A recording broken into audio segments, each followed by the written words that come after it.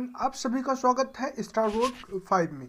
इसमें हम बात करेंगे निर्मम, जो कि एक संस्था है, एक नियम है जिसको हम नियम यानी एक स्कीम के तहत इसको हम गणना करेंगे। केंद्रीय कृषि एवं किसान मंत्रालय श्री नरेंद्र सिंह तोमर हैं और ये कौन है?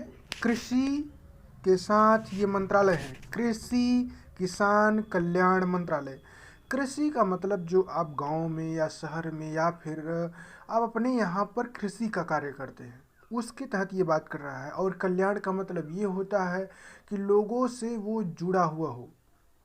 जैसे आप किसी चीज़ को फूल लगाए हैं या फिर अपने गमले को तैयार किए हैं, तो वो किसके माध्यम से और वो कहाँ कहाँ तक वो जा रहा है, उसकी महक कहाँ तक जा रही है, या आपके यहाँ ही है या आस पास के लोगों में मौजूद है, या फिर अपने घर में है, कौन सा गमला लगाए हैं, वो कितना महक रहा है और कितने लोगों को अच्छा लग रहा है या फिर कितने लोगों को बुरा लग रहा है। तो ये कल्याण के लिए ही जुड़ा हुआ है। तो इनके जो मंत्री हैं नरेंद्र सिंह तोमर हैं और साथ में मंत्री ने नियम का उद्घाटन किया है। ये क्या है? नियम एक ऐप है, आगे चल करके एक व्यवसाय होगा, यानी वो ऐप अभी लॉन्च होने वाला है। तो हम इसमें आगे हम जोड़ देंगे एक ऐप, लेकिन अभी उद्घाटन हुआ है। इसमें ऐप में ढेर सारी स्कीमें आएंगी और उसका हम आगे चल करके चीज़ें बताएंगे। तब तक के लिए हम आगे बढ़ते हैं। देखिए, जो चीज़ें ये हैं, आज हम एक कॉल पर गन्ना के बारे में और समाधान के बारे में भी बात समझ सकते हैं और गन्ना की पूरी जानकारी हम मोबाइल के थ्रू ले सकते हैं। और ये देखें, किसान भाई अपने मोबाइल के ज़रिए ये सारा काम धाम भी समझ सकते हैं। जैसे आप पढ़ रहे हैं और सारा चीज़ आप यहाँ से बैठ कर के यहाँ पर देखिए, ऐप है हमारा और स्टडी यानी यहाँ पर देखिए स्टार बोर्ड का, और ये जुड़ा हुआ है, स्टडी प्लेटफॉर्म है, इसको आप इंस्टॉल कर सकते हैं और सारी जानकारी आप ले सकते हैं।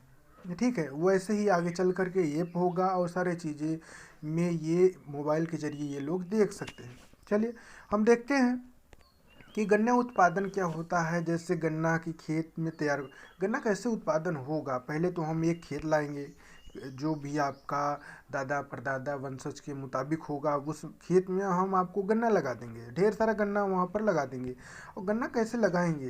पहले तो पूरा गन्ना रहा होगा, पहले से ही 8-10 महीने का पुराना गन्ना रहा होगा। यानी देखिए, 10 महीने पुराना गन्ना, आज से ठीक 10 महीने पुराना गन्ना आप लोग उसको लाइए अपने घर में और उसको 2-4 दिन उसको रखिए, काफ़ी वो तैयार हो जाए और उसकी जड़ें जो है महकने लगी, यानी जड़ें वो जो हैं क्या करेंगे कि उबलने लगी, उसका तना जो है, उसके जो कोशिका है फूलने लगी।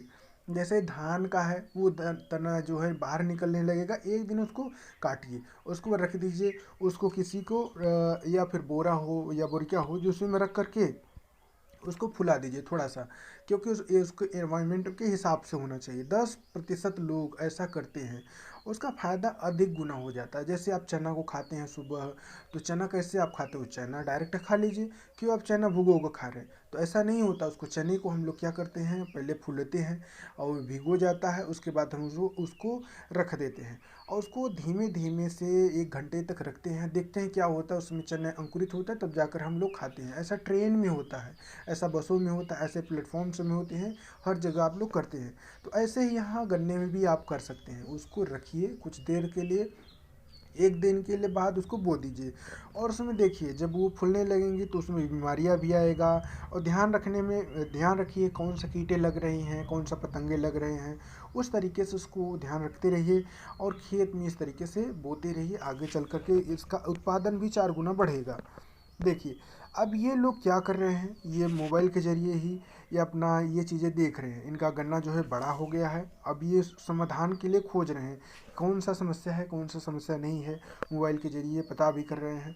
और इसमें कौन सा खाद लगेगा, इस खाद के ज़रिए भी इसका निवारण कर रहे हैं। अब देखिए, जब ये गन्ना जब हुआ होगा तो किस मौसम में हुआ होगा, उसके साथ साथ ये कौन सा फ़ायदा देगा या फिर कौन सा नुकसान देगा, इसके बारे में भी हम समझेंगे। जैसे देखिए, अब ये क्या चल रहा है, शरद ऋतु चल रहा है और बसंत ऋतु आने वाली है। इस समय की बात मैं बता रहा हूँ। अब जब इस समय हुआ होगा तो गन्ना आप मौसम में बुआई होने की संभावना ज़्यादा है। ठीक है, तो आप इस समय गन्ना को बो सकते हैं। बसंत ऋतु थोड़ा मोड़ा इधर होगा, तो उसके बसंत ऋतु के पहले ही आप बो दीजिए। तब क्या आ जाएगा यानी बरसात का मौसम आएगा, बरसात के पहले आपको बोना पड़ेगा। ठीक है, ये बसंत ऋतु और बरसात के बीच में आपको बो देंगे, तो 10 महीने बाद में आपको वहाँ पर मिलेगा ये रिजल्ट।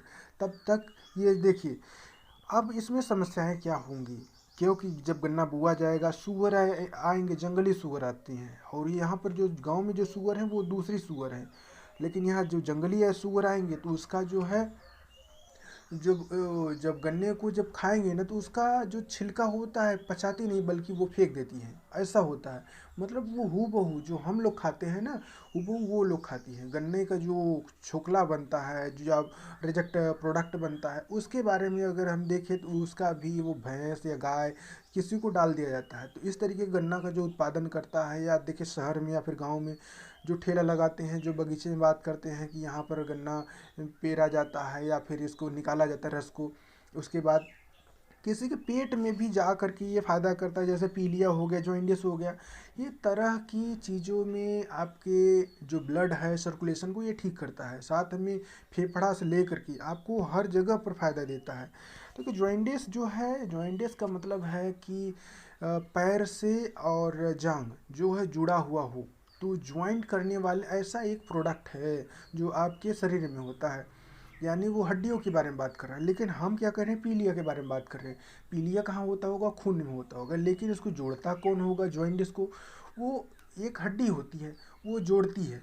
तो जॉइंटिस और खून का क्या ताल्लुकात है, क्योंकि वो खून कहाँ से बनता है, वो है एक ग्रंथ है, कोशिका है, यानी एक झिल्ली है, वहाँ से बनता है। और वो तैयार कहाँ से होता है, ये हड्डियों से तैयार होता है। यानी हड्डी को मजबूत कौन करता होगा, वो नमक करता होगा। इसलिए जब ये शहर में या फिर गांव में जो ऊख बनाता है या फिर जो गन्ना बनाता है, रस बनाता है, उसमें ये नमक डाल देता है और इसका स्वाद भी बदल जाता है। और साथ में पुदीना भी डाल देता है, इसलिए हमें महक आने लगती है कि हाँ ये पुदीना है और ये साथ में ये चीज़ें हैं, तो हमें अच्छा भी लगता है। देखिए हमारी हड्डी भी मजबूत हो गई और ये जॉइंटिस भी ठीक हो गया।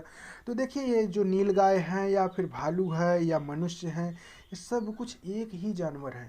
यानी मनुष्य भी एक जानवर है, भालू भी है और नीलगाय भी एक ही जानवर है। तो सब कुछ का तालमेल अगर देखा जाए तो सब कुछ को विटामिन ए और बी और सी कम्प्लेक्स, यानी देखिए बी कम्प्लेक्स जो होता है वो 5B5 जो होता है वो आपको मानसिक तनाव या दुरुस्त करने के लिए होता है। तो वो कॉम्प्लेक्स यानी एक ऐसा विटामिन्स हैं जो आपके मेमोरीज को फ़ायदा देता है। या फिर B12 भी है, ऐसे ही तरीके से भी वो फ़ायदा देता है, आपके ब्लड में या फिर मानसिक में उलझनों को दूर करता है। ऐसा नहीं है कि ये आप इस चीज़ को महसूस ना कर पाएँ। जैसे ये आप इस समय क्या देख रहे हैं, ये चिड़िया जो चहक-महक है, वो कैसे चहक-महक होंगी? वो इस समय संतुलन अवस्था में है, इसलिए वो चहक-महक है। तो इस तरीके से प्रोटीन्स हैं और फाइबर्स हैं, और ये फाइबर्स आगे चल कर के आपको यहाँ पर पेट में देखिए जो चावल खाते उसमें भी फाइबर पाया जाता है। या फिर ये आप देख सकते हैं, शरद में आप क्या पाते हैं, घी पाते हैं। घी कैसे पाते होंगे, दूध में पाते हों, दूध कहाँ पाते होंगे, ये हम पाते हैं यहाँ पर मक्खन कहाँ से बनता होगा, ज़रा ध्यान दीजिए गौर करके, जो मट्ठा है ना उसमें पाते होंगे, इसलिए मट्ठा को भी हम छाछ कहते हैं। तो ऐसा भी चीज़ें हैं, क्योंकि आप जहाँ फंसे होंगे उसका ज़रूर आप ध्यान दीजिए। क्यों मट्ठा क्यों आए, क्योंकि ये घरों में ज़्यादा चीज़ें नहीं होती, इसलिए बाहर से हम इंपोर्ट करते हैं, उसको खरीदते हैं, तो इसलिए ऐसा चीज़ें होती हैं। तो हम देखिए आगे चल रहे हैं, तो ये जो सूअर है या नीलगाय है, इसके कंजर्वेशन के लिए सारी चीज़ें व्यवस्था की गई है। सरकार इसका व्यवस्था पर ध्यान दे रही है, इनको नीलगाय को ना मारा जाए, क्योंकि ये जो गन्ना खाए हैं ना वो आगे चल कर के ये एटमॉस्फेयर में कुछ न कुछ बदलाव करते हैं। जैसे ये गन्ना ये खाती हैं तो क्या करती होंगी, तो पूरा गन्ना ये खा लेती हैं। पहले हमने क्या बोला था कि गन्ना वो लोग बाहर फेंक देती हैं, जो बचता है छोकला जो बचता है या फिर वो रिजेक्ट प्रोडक्ट जो बचता है वो बाद में बाहर फेंक देती है। लेकिन जो नीलगाय खाती है वो पूरा का पूरा गन्ना खा जाती है। तो वो कैसे निकालती होंगी, रिपेयर कैसे करती होंगी, वो जो आगे चल करके वो रिपेयर सिस्टम वो लगाए हुई हैं, तो वो उसको बाहर ये बना करके मीथेन के रूप में जो टट्टी होता है या गोबर होता है उसको दबा देती है, किसी खेत में रख देती है एक जगह। तो आगे चल कर के भी एक जगह जब रखती हैं तो उस खेत का प्रोडक्टिविटी भी ज़्यादा बढ़ जाती है। ऐसा ही खाद में भी ये काम में आता है, और इस हिसाब से कंजर्वेशन के भी ये काम करता है कि इनको कैसे कंजर्व किया जाए, इनको कैसे बचाया जाए, यानी इनको मारा भी ना जाए और किसी का क्षतिग्रस्त ना हो और सब चीज़ में बहें, सब चीज़ चलता रहे, किसी को नुकसान ना हो। तो ऐसा ही भारत सरकार ये स्कीम पर भी बात करता है, किसी जानवर को ना पहुंचाया जाए या किसी पशु पक्षी या किसी लड़के या लड़कियों को या फिर मनुष्यों को न नुकसान पहुंचाया जाए। इसलिए पशु पक्षियों को भी न नुकसान पहुंचाए, ये गन्ना ही है या सब कुछ ध्यान देते हुए सब कुछ एक मोशन में चलता रहे। तो देखिए, हम देखिए उत्पादन के लिए भी बात करेंगे, जैसे गांव समृद्धि बनाने के लिए छात्रों को और ये युवाओं को रोजगार भी देंगे, क्योंकि ऐसा हम अगर ये सारी चीज़ों को समझ लेंगे, कृषि क्या है, और अगर कृषि पर अगर हम बात करेंगे तो ज़रूर है कि रोज़गार मिलेगा और किसान लोग भी इस चीज़ को समझते होंगे। लेकिन आप लोग छात्र हैं या फिर स्टूडेंट हैं या फिर युवा हैं, इस चीज़ को महसूस ही नहीं कर पाएंगे, क्योंकि हम लोग पढ़ लिख लिए हैं। ये जो इतना पढ़ाई आ गई है दिमाग में या फिर रीडिंग स्किल आ गई है, इसको लगाएं कैसे? तो इसको लगाने के लिए आपको पास ये तरीका आना चाहिए। कहाँ पर ये तरीका काम करेगा, मोबाइल क्यों आई हैं, और या फिर ये चीज़ें कैसे संचालित होंगी, या फिर हम गन्ना ही क्यों लगाएंगे। तो वो जब आप कैलकुलेट करके जाएंगे ना, तो वो मोबाइल और ये गन्ना जब आप बोएंगे, दोनों चीज़ मोबाइल के ज़रिए जब गन्ना लगाएंगे तो आप देख पाएंगे कि गन्ना कैसे कैसे वो क्या क्या कमी कर रहा है। तो मोबाइल के ज़रिए ही आप प्रोडक्टिविटी पर ध्यान दे पाएंगे। इस तरीके से आप स्टूडेंट हैं, गन्ने पर आप ध्यान देते रहिए, गन्ने को आप बोइए, इससे चीनी उत्पादन होगा। चीनी के साथ साथ ढेर सारी चीज़ें भी आप वो समझ पाएंगे। आप इस तरीके से पढ़ाई भी कर सकते हैं और किसानी भी कर सकते हैं। मैं ये नहीं कर रहा हूँ कि आप सिविल का एग्ज़ाम ना दीजिए, एसएससी का एग्ज़ाम ना दीजिए, आप हर एग्ज़ाम देते रहिए, लेकिन साथ में आपका कार्यक्रम भी ना रुके, कहीं आपको दिक्कत ना आए। ऐसा चीज़ें देखिए, 56% का उत्पादन हो रहा है। अभी तक गन्ना का कितना उत्पादन हो रहा है? 56% उत्पादन हो रहा है। पहले इससे ज़्यादा हुआ करता था, लोग ज़्यादा ध्यान दिया करते थे, लेकिन अब गन्ने का उत्पादन यहाँ पर कम कर रहे हैं, क्योंकि प्रोडक्टिविटी ज़्यादा हो रहा है। क्या हो रहा है कि देखिए, गन्ना जो है दूसरे स्थान पर है, भारत जो है विश्व में दूसरे स्थान, पहले कौन है? चाइना, क्योंकि क्षेत्रफल के हिसाब से, क्षेत्रफल ही ध्यान नहीं देना है, वहाँ का पॉपुलेशन भी ध्यान देना है, क्योंकि वहाँ पर भी रोज़गार लोग ढूंढ रहे हैं। ज़मीन ही नहीं रहेगा तो लोग क्यों काम करेंगे, ज़मीन रहेगा तब लोग उस पर काम करेंगे। तो इस तरीके से चाइना पर वो पहले स्थान पर रखा गया है, भारत को दूसरे पर रखा गया है, क्योंकि यहाँ ज़मीनें तो हैं, लोग हैं, इसलिए गन्ना को उत्पादन कर रहे हैं। तो ऐसे ही उत्तर प्रदेश में पॉपुलेशन है और यहाँ पर ज़मीनें भी हैं।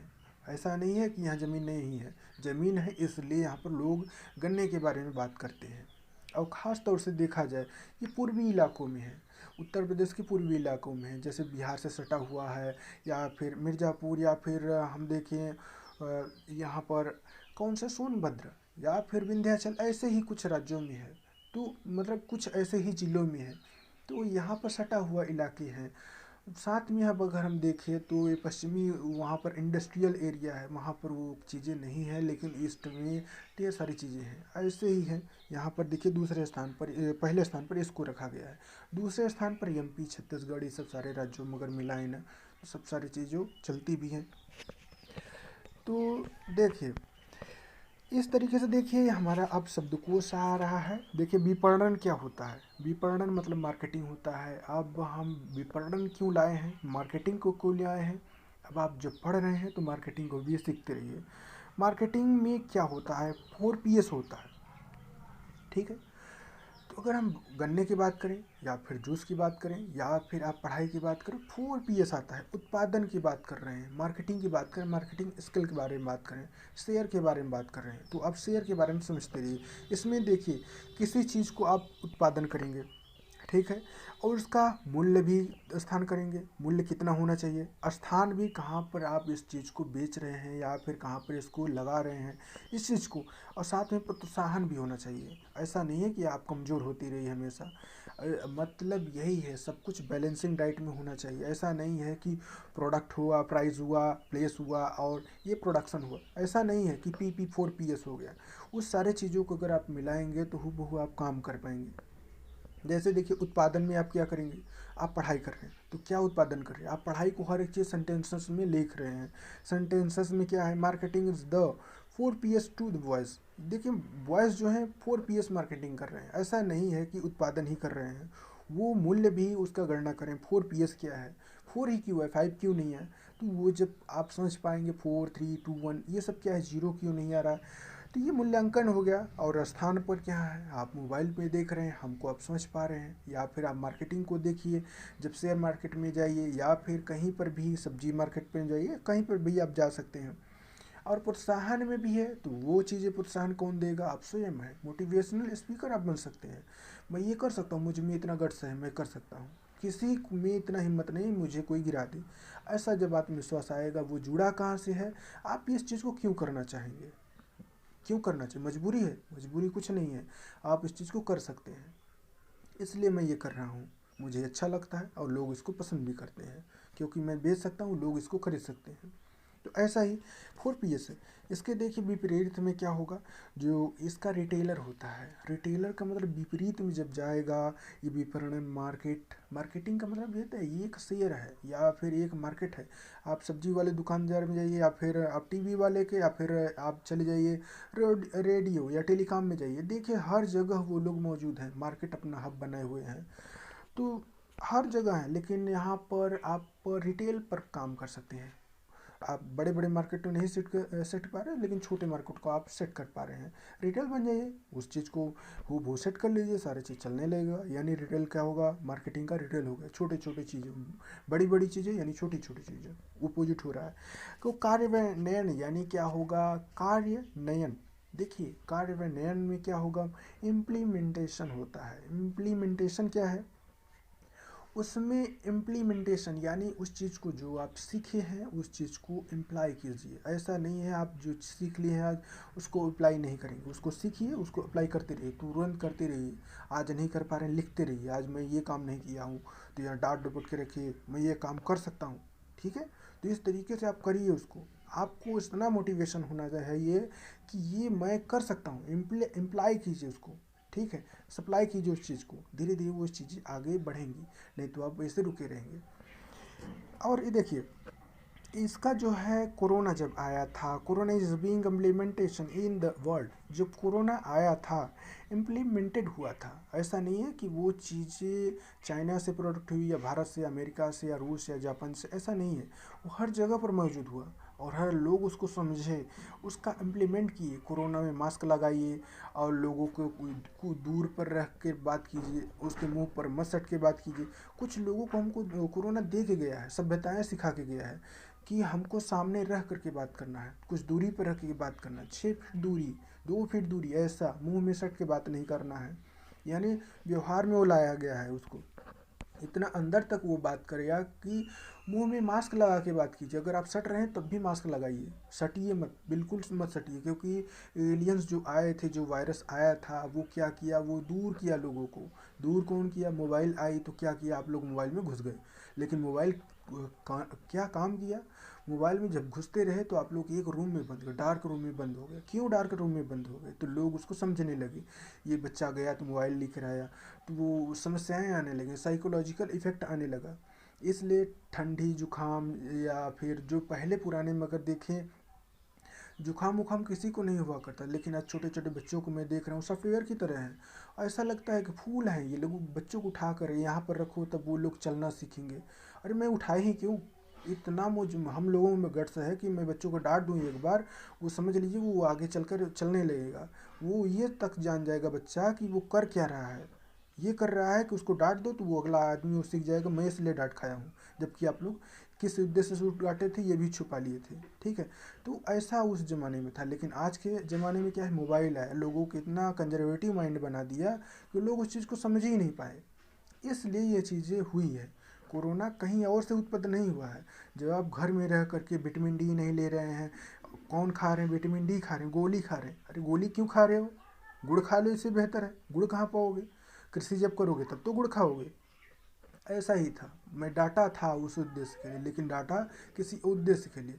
लेकिन जब मोबाइल आए, आप लोग क्रीड़ा कीजिए, खेलिए कूदिए, पहलवान बनिए, जैसे पुराने मॉडल में था। इसलिए कोरोना गया नहीं था, कोरोना यहीं से उत्पन्न हुआ था, ठीक है। तो चलिए देखिए, उष्मायन यानी एक्यूबेशन जो होता है, उष्मायन क्या होता है, एक होमवर्क भी है आपको, या सेंटेंस मेकिंग सेंटेंस में भी बनाएंगे कि सेंटेंस क्या होता है, इसके फॉर्मेशन पर भी ध्यान दीजिए, एक होमवर्क है, यहाँ यह शेड्यूल दिया गया है।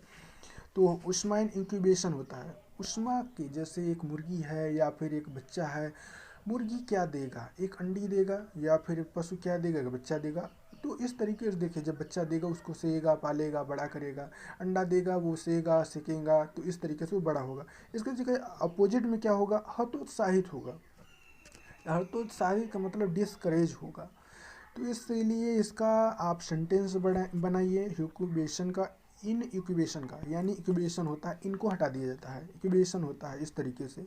होमवर्क है, इसको आप होमवर्क के रूप में लीजिए। देखिए, कार्यान्वयन इम्प्लीमेंटेशन का मतलब होता है नॉन फुलमिंट। देखिए, नॉन फुलफिलमेंट, यह अपालन होता है।